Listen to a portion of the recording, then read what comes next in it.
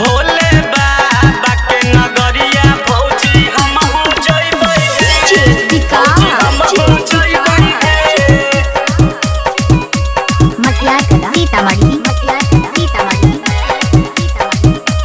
भोले बाबा के नगरिया भौजी हमहू जइबै हे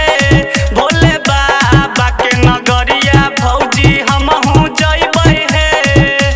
हमहू जइबै तूहू चल संगही जइबै हे भोले बाबा के नगरिया लेके कांवरिया जइबै हे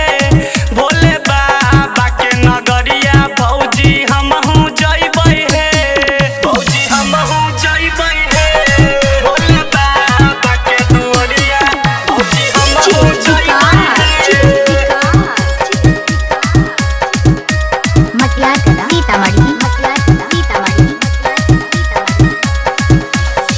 सुल्तानगंज से भौजी भरबै गाड़िया हे पैदल पैदल जइबै मिलतै सुइया पहाड़िया हे सुइया पहाड़िया हे सुल्तानगंज से भौजी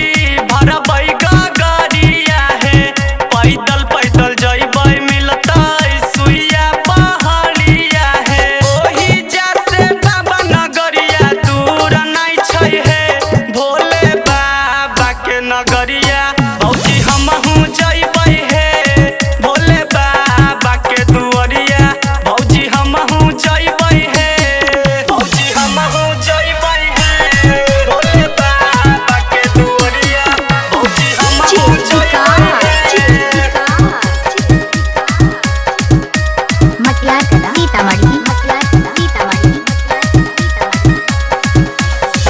देखा नहीं जाय छै भौजी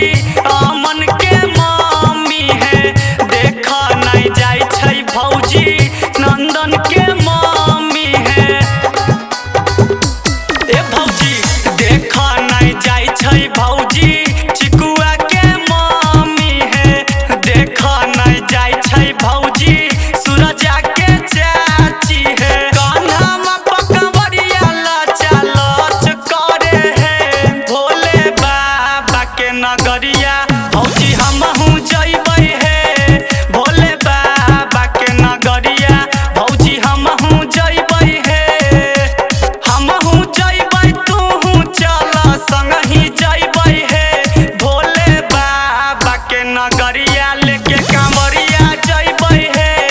भोले बाबा के नगरिया भौजी हमहू जइबै हे भौजी हमहू जइबै हे साजन स्टूडियो झाझा।